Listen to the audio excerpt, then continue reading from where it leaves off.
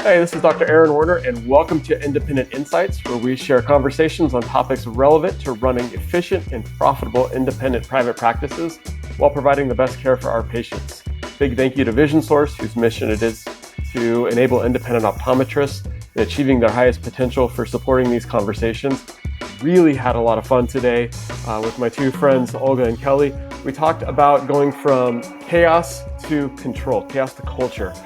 We talked about the four things that are in our control, what we can do to make sure that we control those, and some actionable steps that we can take. We talked about the power of the 30-second dance party. We talked about some songs that we should add to our happy playlist, determining healthy baselines, and why we all need a partner in crime in the practice. So enjoy the episode, enjoy the conversation. Give us a 5-star review, share with a friend. But also really let us know in the comments on what song you think we should add to our playlist.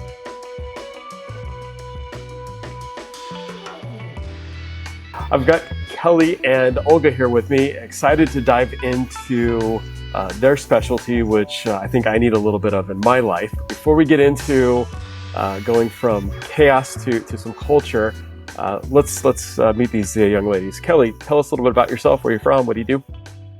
Oh, absolutely. So I am Kelly Poyner. I am a Vision Source Facilitator for Central and Downstate Illinois.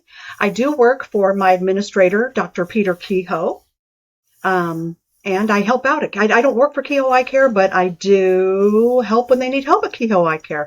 We have the Transformational team, so we do all kinds of leadership stuff, and we'd like to bring it to you. Awesome. Very cool. And for those who are listening that aren't Vision Source, what is a facilitator? What do you do? So the Vision Source Facilitator, we're by region or by state, and some states have multiple facilitators.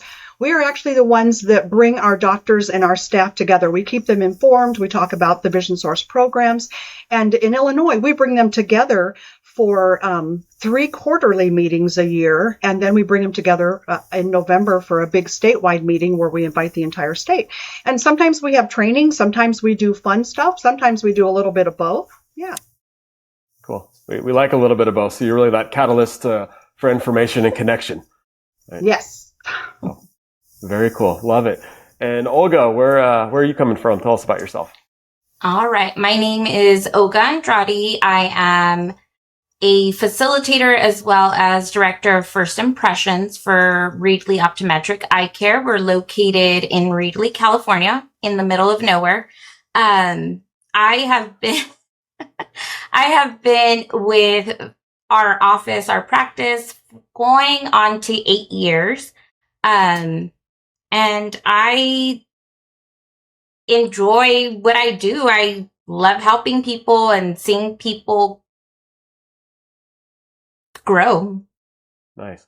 Well, I love the director of first impressions. And if for those who are not watching this, but listening to it, Olga's got a huge smile and rocks these awesome red frames. I love it. Yes, what does a director of first impressions do? It sounds like a fun title, but what do you do?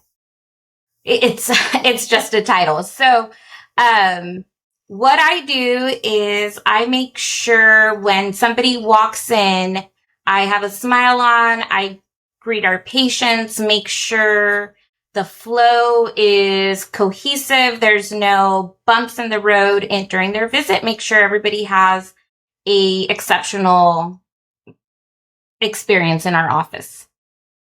So perfect. And that's a great lead into what we're going to talk about today.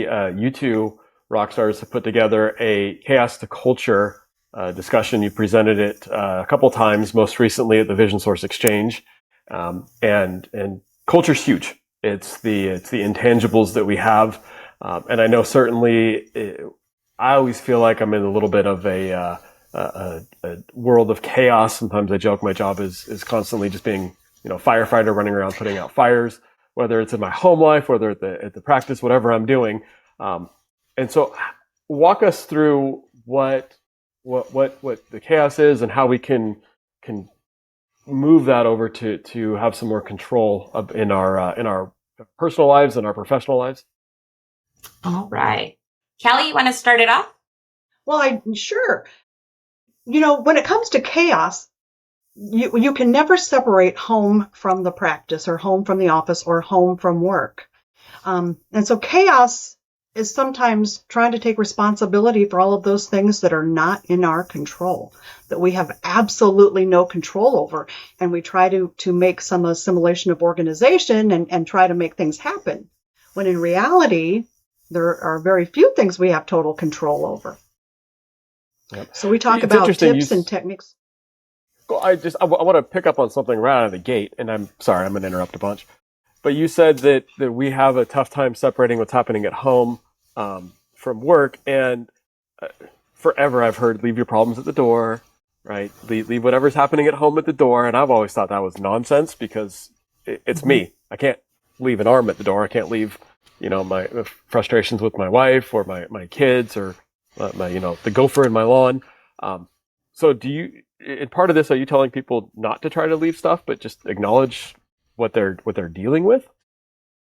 And I believe so, absolutely. And I was thrown into leadership at a young age, and just because you're put into management or something doesn't mean you're a good leader.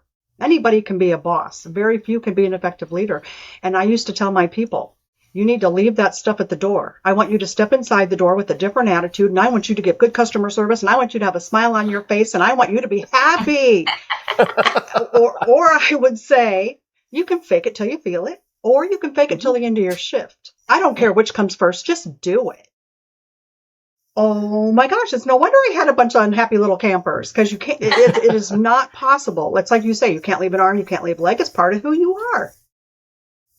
Yeah. So, touching on what Kelly's saying, so this is why this is near and dear to me. I was a person that was coming in and dealing, I think since I've been here 8 years, I have dealt with a chronic illness. I went through divorce. I've had cancer.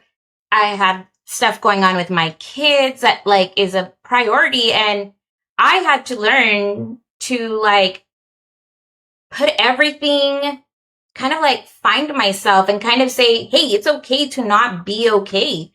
I had to learn to ask for help and, make the best of whatever's going on. I like that. You have to be okay with not being okay. Yeah. You do. So, yeah. I think it is okay. That's good for a reminder and a good reminder for patients too, because they're not okay. Yeah. So everybody has something we're dealing with, and some of us may have better masks than others. But very cool. Absolutely. So what do we how do we figure out what we can control versus what we can't control, and what do we do from there? I think it comes down to the fact that really there are 4 simple truths. You have total control over 4 things. Whatever you put in your mouth, that means whatever you eat and drink. Okay. You have total control over the thoughts that you allow to stay in your head, because not all our thoughts are true. You have total control over your attitude. You're responsible for the energy you bring into a room. So you have total control over the attitude that you bring on and that you bring to work or bring anywhere. And the only other thing you can control is the effort that you put forth. That is really all we have control over. We don't have control over the patient that walks in the door who's had a bad day. We don't have control over the tech who's supposed to be scribing for doctor, but she's doing something else. We don't have control over those things. Just those 4 simple things. Us. Basically, we have control over us. And a big thing at the exchange this year was mindset. So it's all on how we look at everything. It's not I don't have to come to work. My doctor's not going to drag me out of bed. It's I get to, because there's other people that don't get to go to work because of other stuff they're going through. We have to have a positive outlook, a positive mindset in the workplace. I like that. So let's look at these 4 simple truths real quick. The first one I think is pretty straightforward: what we eat. And I control lots of carne asada burritos going into this mouth because I'm in San Diego. I love a good carne asada burrito. Yeah, Mexican food. And yes, but I agree. I think that one's pretty straightforward. The next one, on the surface, seems like it's a little bit more challenging. Really? You said the thoughts that stay in our head, because stuff jumps in this head all the time. How do I control what stays and what goes? You start by creating new habits, and you make them so simple you can't say no. So we have between 50 and 80,000 thoughts a day that go through our head. And that sounds like a vast difference, but it's because researchers can't agree.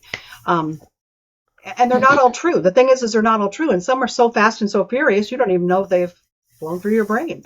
So you make it so simple you can't say no. You start creating new habits. You start, one of the things was positive affirmations. That's where you start delving into the self-care. As adults, and when you have children and you have jobs and you have stuff like that, you kick into caregiver mode, and your boots are on the ground and you're on the run. So at some point, you're never gonna find the time. You're gonna make the time to make it happen. Whether you create new little routines, whether you start adding some meditation, whether you decide to journal. Self-care in itself is literally a minimum of a 1-day workshop or a 2 or 3 day retreat, hopefully where there's palm trees, because it involves everything, right? So you make it so easy you can't say no, and you start with creating step by step. Okay. And what are some another resources thing. Sorry. And for both of you, so we've heard self-care, and at least I've heard it. Where's a place to start if I'm not taking a good job of taking care of myself? You mentioned affirmations. What are some kind of basic steps or resources that we can share and look into to start that journey? You start with, go ahead. Positive affirmations is, I think, the best start. It could even be before you leave work, high five yourself in that mirror and say, I got this. Like, today is going to be my day. You always have to be, sometimes you have to be your own cheerleader because you don't have a support system. I think that's a great way. And one of our favorites, mine and Kelly, is music. Get up and dance before you leave, your house, or a morning huddle with your team. Dance it out for a minute or so. And I think Kelly had mentioned, if you dance for 30 seconds before your day starts, your outlook for the day has changed. You're just getting those endorphins going. Yep. And those things are wonderful techniques. I think seriously, you want to look at starting, if you don't have a baseline, you create a baseline and you start with your physical health. You know what? Go see your family practice or your internal medicine guy, get some blood work done, start looking at your nutrition, and start looking most of all at your mental wellness, because this May is Mental Wellness Month, and there's still a huge stigma behind it. And this is actually Mental Health Awareness Week, so this is a perfect week for this podcast. But you start with the basics. Determine a baseline. Are you physically healthy? And then you start by moving your body. You incorporate those things, again, one at a time. There is no, if I said, Erin, you have to get a physical and you got to start working on your mental health and you got to start creating a nighttime routine, you're going to go, and your brain's going to explode. Yep. You make it so simple you can't say no. One step at a time. One step at a time. So I like it. And I don't know if you guys have heard I grew up on Snoop Dogg. Have you heard his affirmation song? I have not. Now I'm going to have to YouTube it. If you haven't, do yourself a favor, right? Amazon, Apple Music, whatever you listen to. A good friend of mine, Jessica Stoffel, introduced it to me. But Snoop has a children's album, and it's cool. But the affirmation song, it's cheesy, but I swear you can't listen to it and not sing along. I love cheesy. Yeah. It's like nachos, right? You can't have just one chip. You got to have another. And so it's kind of fun for somebody who grew up on inappropriate Snoop to listen to something fun. But it's all about affirmations. So that reminded me of it, and it could be a fun place to start. Could be, yeah. Yeah. So very cool. So beyond affirmations and getting a baseline on ourselves and our health and working on it. And I love the 30-second dance party is a genius way of starting the morning, because everybody can be a fool for 30 seconds and laugh and just get that endorphin rush. And Lord knows nobody wants to see me dance longer than that. But right, what else can we do to get control of our emotional well-being and our thoughts? I think this is one of Olga's biggies. You start bringing it into the workplace. Yes. And you find we decided she likes to call them work buddies. I like to call them cohorts in crime. But you find somebody that you can confide in, somebody that you can be a friend with, and go ahead and share some of the things you do in your office, Olga.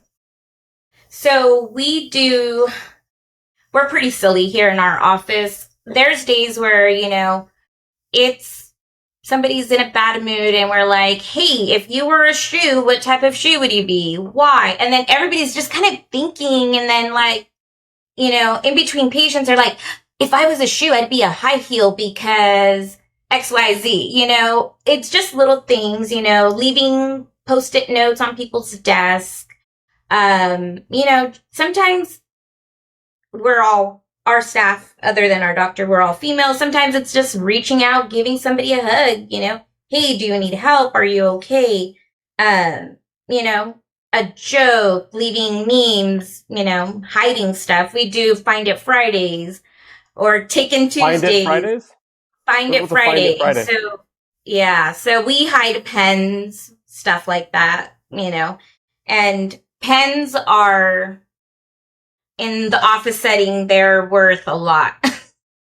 Oh, yeah. They need their pens. You can't take somebody's pen because they'll hunt you down. Yeah. I like it. So you turn it playful. Yeah. And we talked about, we did this last night. We did an extension for anybody that wanted to join us on a Zoom last night. And we talked too about walking meetings or recreating the meetings, because when you sit down to have a meeting and there's a table or a desk between you, what you've done is you've just created a barrier. So what if you put your tennis shoes on and decide to make that meeting a walking meeting, or maybe you're going to do your morning huddle and grab a coffee and meet at the park? Anything to get fresh air, get the body out, get the body moving, because moving is key. I do hate the word exercise because it means so many things, but the whole goal is your body was designed to move, so move it however makes you happy, whatever brings you joy. Ooh, I like that. I like that a lot. So we got the get outside and move. You mentioned the partners in crime and the buddy. Is that something formally that an office manager says, well, Mary and Sue, your buddies, and Joe and Don, your buddies? No. Or is it a kind of organic, just, kind of own some personal responsibility to reach out to your friend? Yep. Yeah. So Tammy Franklin, she connected me with Kelly. I can now say Kelly is going to be a part of my life for a long time. We just vibe, I say we're Regis and Kelly. I don't know. I could be Regis. She's Kelly. It's just that, and it's good. I can call Kelly or text Kelly and be like, hey, I'm struggling. And, she's amazing. I get little videos from her to just lift me up. And it's like, she knows when I'm having a bad day because they just come in. Yeah. She gets cheesy videos from me, doctor. I love it. Yeah. That's super cool. Bringing the fun back into it. Yeah. And organic fun. No, that's cool. I'm gonna have to do Find It Fridays with my team and their pens. Just not tell them. No, they would hunt me down in my sleep. Well, this is great. What else do you got for me? Well, we talked too about a wellness program, Olga, because it doesn't have to be, at a corporate level, and the doctors don't have to incorporate it. You can start it in your office. Tell him a little bit about that, because we chatted about it last night on our Zoom. Yeah. So, me and Kelly, we're big givers. That's our love language. We do. We give a lot. Yeah. We didn't really talk much of our why. Well, I did a little bit, but Kelly's been a caregiver for a lot of her family. And, we've gone through these situations where we've had to find our way to get out of these slumps we've been in. And, how we offered yesterday, we can help if, get a hold of us. We can help building a personal plan to help you help yourself, or we can do something like at an office level. I know sometimes we don't want to say things in the office because there's vents. If I say something in this room to Kelly, it might go elsewhere. So sometimes it is good to have a buddy that there's no judgment. It's a third party. It's a safe zone.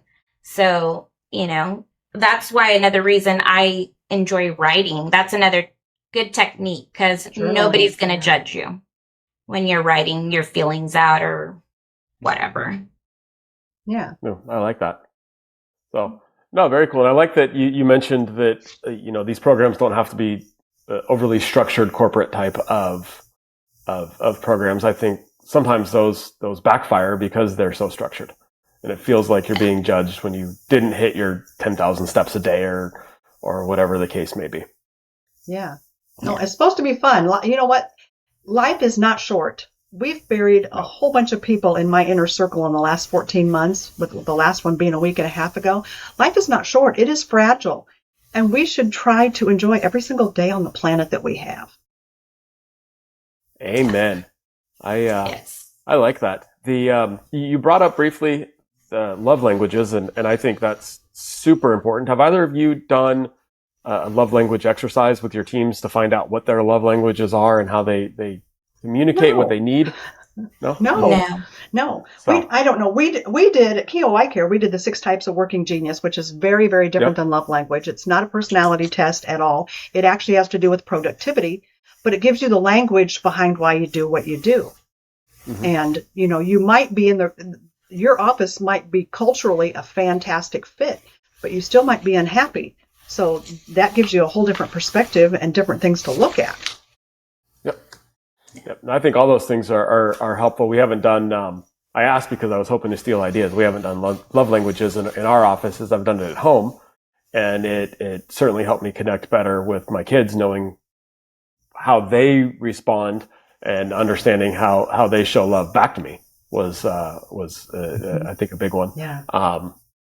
And understanding each other, but I know there are resources for doing it at the office, but just understanding people and coworkers to know how to say thank you.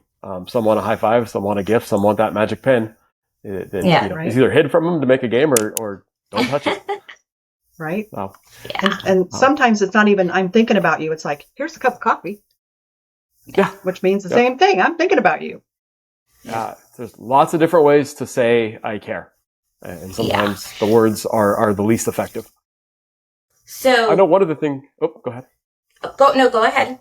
I was going to say I know one of the things that you guys had talked about, and I was looking forward to hearing. So maybe I'm jumping the gun, but is breathing exercises, because I know that our worlds are by design chaos, right? It's especially in optometry. It's arguably one of the most difficult professions from a payer standpoint. Lots of different things happening, lots of moving parts. But I think even, no matter what industry you're in or what you're doing for work, there's inherent chaos, and we start getting anxious, and that anxiety creeps in. What do you talk about with breathing techniques to help just control? And you can go as basic as you want to go. If you're in a high stress situation, you can sit back and you can simply talk to yourself. I am breathing in. I am breathing out. The big one right now is box breathing, which is inhaling for 4, holding it for 4, exhaling for 4, and holding it at the bottom for 4. And people are like, I don't have time to do that. And you do, because if you even do just 4 rounds of that, it takes 1 minute and 4 seconds. And sometimes that's a powerful 1 minute and 4 seconds. Or you can go, I don't know if you've heard of Wim Hof, they call him the Iceman. You can go really extreme and do some seriously advanced breathing. I watched my sister do it. It looks like it hurts. And I don't know that I want to go that extreme, but there's so much out there. But it's simply breathing in and breathing out, or the box breathing. Those are very simple techniques that you don't have to think about, that you can put into play immediately, especially if you have people standing at your front counter yelling at you. Yeah. And it works in literally every aspect of life. You have children, so there's sometimes you step back and decide to take a deep breath or two because you want to give them an appropriate answer instead of what you're really thinking. It's kind of like team members. Yeah. Uh-huh. So it can be as simple or as advanced as you want it. Oh, cool. But having that there to go to, I think, is the most important piece. Yeah. Having knowing that I'm going to fall back to breathing when I feel the anxiety creeping up. Yeah. Those are just little tools you put in your toolbox. Yeah. Yeah. And that's as easy as stepping away from what you're doing, going outside of the practice, getting some sun, getting away from all the noise and just doing some simple breathing exercises. That's why I always say, hey, if you're having a bad day on your break, go outside, get some sun, get some vitamin D, get away from the ringing phones, from the patients, just focus on you, ground yourself, come back in, moods change. Mm-hmm. You bring up an interesting point, and I'm sure my some of my employer colleagues won't appreciate me saying this, but it's important. Is at least in my team, they don't take their earned breaks enough. I feel like if I step outside, I'm going to get behind. I'm going to, the work's catching up. I feel like I'm letting the rest of the team down. But the more I think about it, I've never been offended when a waiter at a restaurant says, "Hey, I'm going on my break. Here's Paul. He's going to fill in for me while I'm gone." That doesn't offend me. And I don't even think much of it other than I get to hunt down Paul when I want more drink. And so, I think that encouraging and being okay to tell people, go take a break, step outside, get some fresh air, just let it go for a few minutes is something that I don't do enough of encouragement on my team. So I'm guessing most others don't either. Yeah. And sometimes your team, each and every one of us, sometimes we think the same things you're thinking on your side, and we don't give ourselves permission to do that. We have to give ourselves permission to do that sometimes. Oh, yes, definitely. Maybe even a little bit of, as leaders, some forced permission. Hey, you need to go outside right now. I'm seeing that you need this. Here's, just go out and take some breath. Come in when you're done. Yeah, absolutely. Yeah, because when you come back, it's 10 minutes. It's 10 minutes. You'll come back to the building's not going to be burnt down in 10 minutes. Hopefully. No. And bigger problems if it is. Yes.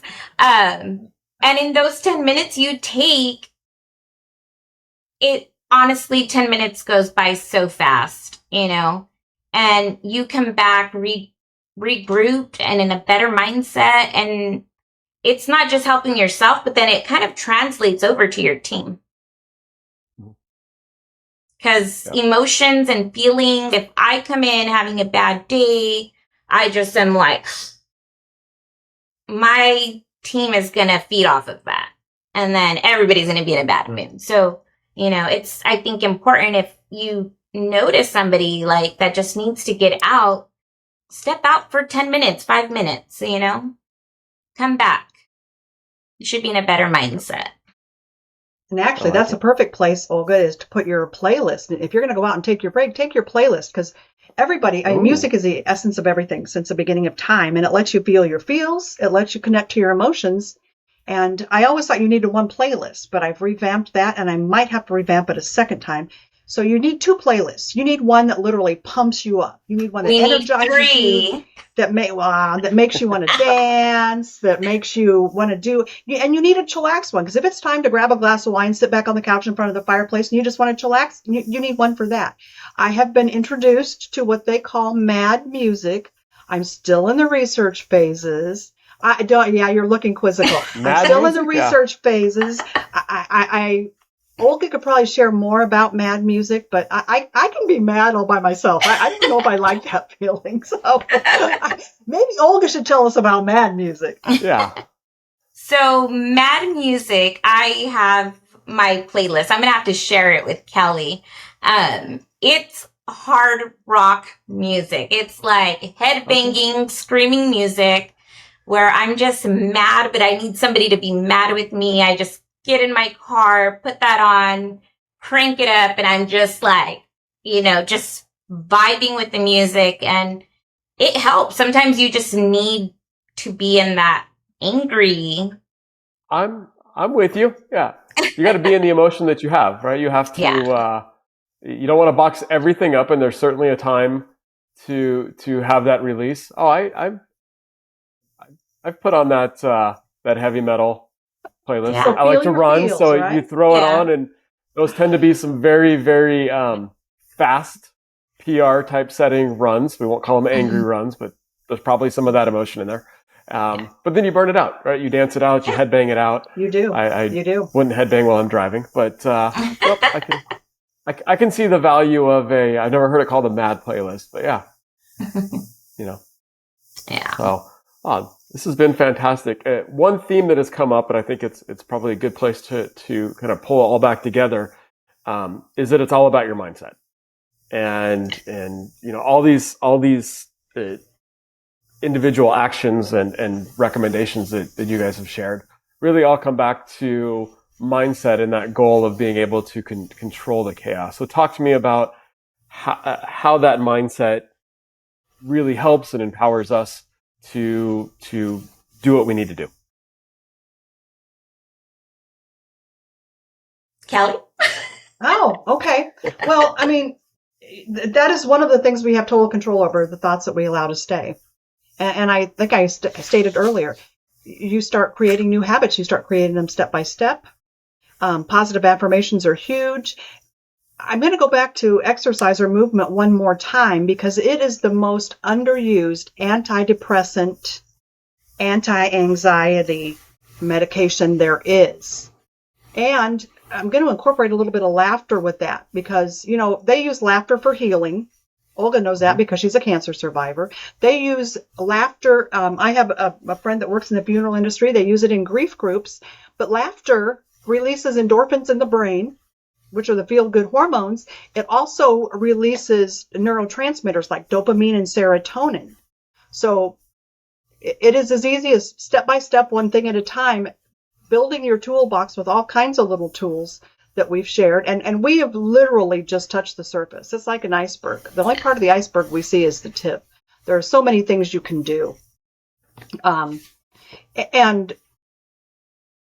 we only have control over us. So you do have to decide, what do you want every day to look like? Do you want to walk in energized and ready to go? And if you dance 30 seconds and you walk in that door, what kind of energy are you taking into that room? Any energy you take in is contagious. So are you taking in your vibe playlist, or are you taking in, oh man, the neighbor just hit my dog and I wrecked my car and I did this and the kids, it's almost a country song waiting to happen. Yeah. No, I like that idea of contagious. Yeah. And then kind of like tying this back to the workplace, these last 3 years, especially here in California, how I was telling Kelly, it's been a whirlwind. In the optometry field, we've had challenge after challenge. We've had delays. We've had staff shortages. And that takes a toll on everybody in the practice, from doctors to opticians to our lab techs, 39% of people in the healthcare industry are exhausted. They feel overworked because it's been a constant change. And some of these techniques me and Kelly discussed today, it's minimal cost, and once you start acknowledging the effort staff is putting in, recognizing fellowship and contribute to, people being people, it changes that culture in your office, that dynamic of being a safe zone, because we are at work a third of our life, and it's bringing back that people first environment. If we go back 30 years, you came in, it was like everybody knew your name at your doctor's office. We're still in private practice, but, let's keep it happy, let's, and I know it sounds cheesy, but our staff, our team members, they're the ones that help our doctors realize their dreams. We're like that front line that kind of keeps it going. So, it is important to invest in our staff and our team members, because they're the ones out there, grinding and rolling with the punches of whatever change is coming. I know things are a lot better now. We are no longer wearing masks here in California. Our delays are a lot better, but we still after all this that happened, everybody's kind of adjusting, and that's where that silent quitting and burnout is, and it's now trying to help others so we get to our pre-COVID selves. And I think listening to our team members, because culture is created with diversity, and we each bring our strengths, and our strengths play off of someone else's weaknesses. So it's coming together. It's listening. It's actually not listening. It's listening to understand. It's actually hearing what they have to say. It's hearing. Yep. Nope. I like that. This is, I've got lots of notes that I'm going to take back to my team. And I thought I think we do a pretty good job with culture, but we can always do a whole lot better and have some ideas. Appreciate both of you very much for joining, and we'll have your contact info in the show notes for people who want to engage more and pick your brains more. But I want to ask one last thing, because I love this idea of music. So I brought up Snoop Dogg's The Affirmation song. Okay, now you might have us dance, then you'll be sorry. Yeah. Oh, you'll appreciate it. But give me one song if you're gonna build that playlist. Maybe not the mad playlist right now, Olga, but if you're gonna have that playlist, give me one song that's your go-to. Make me ready for that work day. So, I think "Happy" by Pharrell. Oh, that's a good one. That is a good one. That's a good one. It is. I'm sorry, but I'm going to go with "Good as Hell" by Lizzo. Yeah, Lizzo definitely. You put your whole energy behind it. Hey, she believes in body positivity. Yeah. No, and sometimes you just got to call it like you see it. So I like that. And I'm going to throw in addition to the Snoop Dogg, I really default back to Michael Jackson's "Man in the Mirror." I love that song. Just good kind of beat. It's that Yes. You can't argue with it. You cannot. We all try to do the moonwalk and fail, but we try. And so those are all three good ones to get this playlist started. So yes, absolutely. Yeah. Well, thank you guys very much for your time and everything you do, how you contribute to your local communities, the Vision Source community, and optometry as a whole. Because none of us are in this alone. So really appreciate your time and efforts today. Thank you, Dr. Warner. It was great to be here.